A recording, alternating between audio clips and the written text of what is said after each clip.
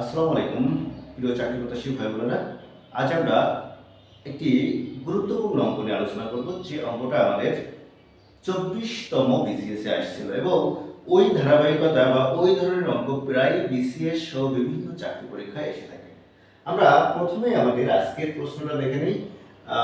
আজকে আমাদের প্রশ্নটা আছে, এক ব্যক্তি একটি দ্রব্য 1200 টাকায় কিনে 15% লাভে বিক্রয় করলো এবং তৃতীয় আরেক ব্যক্তির কাছে ওই দ্রব্যটা যে কিনেছে সে 5% ক্ষতিতে বিক্রয় করলো। তাহলে শেষ বিক্রয় মূল্য কত?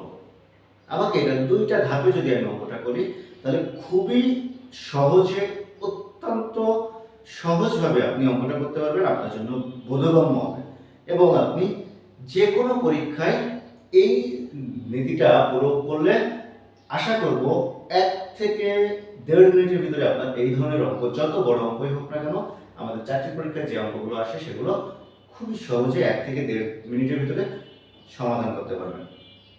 তো আমরা অঙ্কের সমাধানের দিকে এগিয়ে যাই। আমাদের প্রথমে বলেছে যে 15% লাভে বিক্রয় করলো। 15% লাভ মানে কি? 15% লাভ মানে 100 টাকায় যদি কেউ একটা জিনিস কিনে সেটাকে 15 টাকা বেশি, অর্থাৎ 115 টাকায় বিক্রি করবে। তাহলে আমরা এখান থেকে বের করে ফেলি যে আমাদের 15% লাভ হলে 1200 টাকায় কত হচ্ছে। তাহলে 15% লাভে বিক্রয় মূল্য বের করে ফেলে। এই বিক্রয় মূল্য বের করতে গেলে আমাদের প্রথমে হচ্ছে লাভটা বের করে নিতে হবে। লাভ 100 টাকায় লাভ কত? 100 টাকায় লাভ হচ্ছে লাভ 15 টাকা। তাহলে 1 টাকায় লাভ 15/100 টাকা। আর আমরা যেহেতু 1200 টাকায় কিনেছিলাম, তাহলে 1200 টাকায় লাভ 15 গুণ 1200/100 টাকা। তাহলে আমরা এই দুইটা শূন্য যদি আমি কেটে দেই, তাহলে 15 গুণ 12, 15 গুণ 12 হয় 12 15 হচ্ছে 180 টাকা। তার মানে সে 180 টাকা লাভ করছে। এখন 180 টাকা লাভ করলে তার বিক্রয় মূল্যটা কত হচ্ছে? বিক্রয় মূল্যটা হচ্ছে, আগে ছিল 1200 টাকা আর 180 টাকা, তাহলে বিক্রয় মূল্যটা হচ্ছে 1200 যোগ 180 সমান 1380 টাকা। এই মূল্যে সে কিন্তু প্রথম যে ব্যক্তি কিনেছিল সে বিক্রয় করছে, অর্থাৎ তার বিক্রয় মূল্য হচ্ছে 1380 টাকা। এখন তৃতীয় আরেক ব্যক্তির কাছে যেহেতু সে বিক্রয় করছে, তৃতীয় ব্যক্তির ক্রয় মূল্য কিন্তু 1380 টাকা, অর্থাৎ তৃতীয় ব্যক্তি যিনি, তার ক্রয় মূল্য কত? তৃতীয় ব্যক্তির ক্রয় মূল্য 1380 টাকা। তাহলে 1380 টাকায় সেই জিনিসটা কিনে এখন সে 5% ক্ষতিতে বিক্রয় করলো। 5% ক্ষতি মানে কি? 100 টাকায় ক্ষতি হয় 5 টাকা। তাহলে লিখে ফেলি 5% ক্ষতিতে। একটু খেয়াল করবেন অঙ্কটা মনোযোগ সহকারে। 5% ক্ষতিতে বিক্রয় মূল্য হচ্ছে 5 টাকা ক্ষতি হবে, তার মানে 100 টাকায় ক্ষতি। 100 টাকায় ক্ষতি হয় 5 টাকা। তাহলে 1 টাকায় ক্ষতি হয় কত?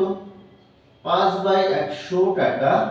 আর আমাদের ওনার ক্রয় মূল্য কত ছিল? তৃতীয় যে ব্যক্তি, তার ক্রয় মূল্য কত? 1380 টাকা। তাহলে 1380 টাকায় ক্ষতি হয় 5 গুণ 1380/100 টাকা। এখন আমরা এখানে যদি কেটে দেই, 0 0 কেটে দিলাম, 5 দুগুণে 10 আর 2 দিয়ে যদি 138 কে কাটি, তাহলে আমার হচ্ছে 6 1 9 69 টাকা। অর্থাৎ সে 69 টাকা ক্ষতি করছে। 69 টাকা যদি ক্ষতি করে, তো ক্রয় মূল্য কত ছিল? তার বিক্রয় মূল্যটা বের করার জন্য ক্রয় মূল্য ছিল তার হচ্ছে 1380 টাকা।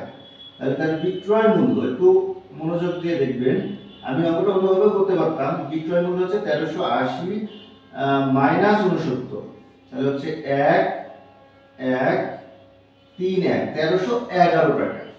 এখন একটু খেয়াল করেন, এই অঙ্কটা অনেকে আবার এভাবেও করতে পারে যে এখানে ডাবল যোগ ডাবল বিয়োগ করতে গেলে সময় বেশি লাগবে, কিন্তু আপনার যদি আপনি এখানে হিসাব করতেন যে 100 টাকা ক্রয় মূল্য হলে বিক্রয় মূল্য 115 টাকা, তাহলে 115 এর সাথে 12 গুণ দিতে হতো, যেটা কিন্তু করতে একটু সময় সাপেক্ষ। এই জন্য আমি একটু ছোট করে নিয়েছি।